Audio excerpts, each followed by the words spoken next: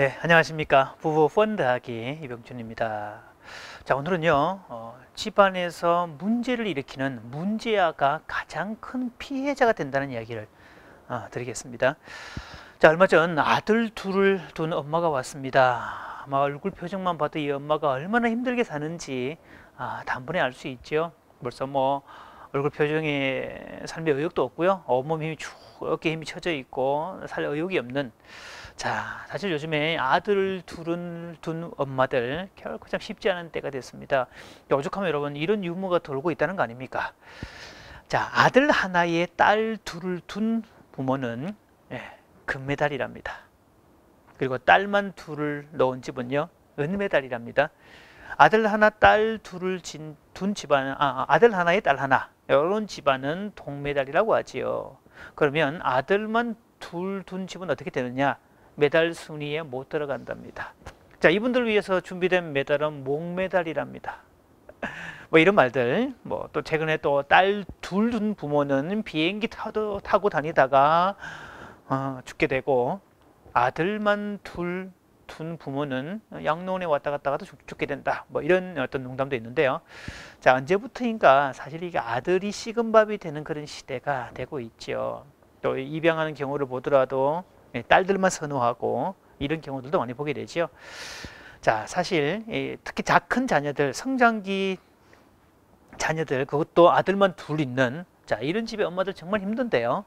자, 그때 그 힘든 상황일 때 문제를 일으키는 그 아이들이 흔히 문제야라는 딱지를 붙이게 되지요. 근데 심리학적으로 보면 그 아이들이 사실은 힘들 수 있다는 것도 염두에 두셔야 됩니다.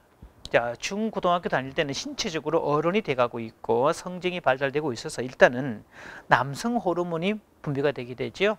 이 남성 호르몬 테스토스테론이라고 그러는데요. 자, 이 호르몬의 분비가 과도하게 분비가 된다는 거지요. 그래서 어떤 의사분들은요 이렇게 표현을 합니다. 청소년기가 되면 정말 좀 속된 표현인데요. 지랄 호르몬이 용천한다.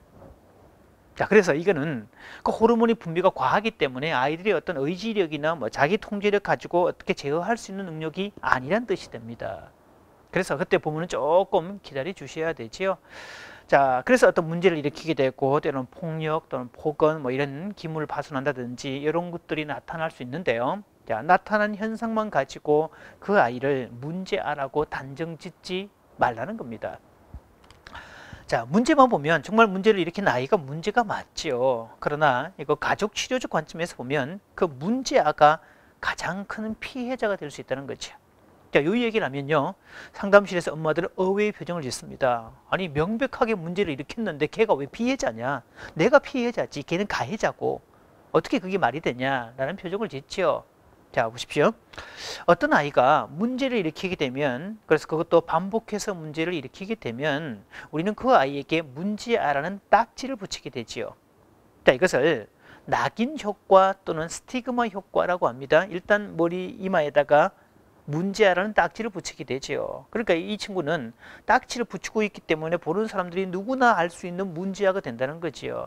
마치 그 호돈의 그 소설 주홍글씨에 나오는 것처럼 그 간음을 했다는 그 A 어덜트리의 약자를 그 가슴에 달고 있으면 모든 사람들이 비난할 거 아닙니까? 자, 이런 경우처럼 자, 그 아이는 문제가 되죠. 뭐 흔히 아이가 ADHD 주의력 결핍 및 과잉 행동 장애를 가졌다라고 할 때 쟤는 ADHD네.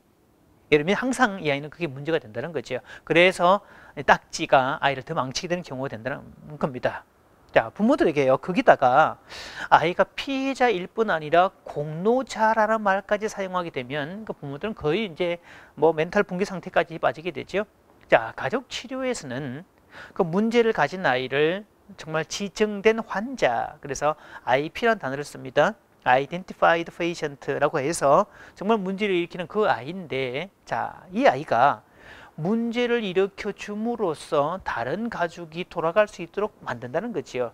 이를테면 부부 사이가 좋지 않은데, 그래서 맨날 찌지고 볶고 싸우는데 아이가 더 큰 문제를 발생시키면 이 두 사람이 더 큰 문제를 해결시키기 위해서 동맹관계가 만들어진다는 겁니다.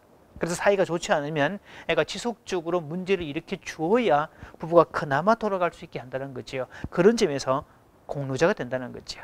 자, 그럴 때 아이는 자신의 인생을 살지 못하고 엄마 아빠를 기능하게 하는 그런 역할을 하기 때문에 자기 인생도 못 살고 또 그 역할을 하느라고 계속 문제를 일으키기 때문에 딱지를 붙이게 되었고, 그래서 피해자이면서도 사실은 어떤 면에서 욕까지 먹게 되는, 사실은 어떤 면에서 집안을 돌아가게 만든 공로자인데 피해자가 되는 억울한 일이 되죠. 마치 어떤 그 나라를 건국할 때 공신인데 결과적으로 역적으로 몰려서 죽게 되는 그런 억울한 일이 생긴다는 거지요.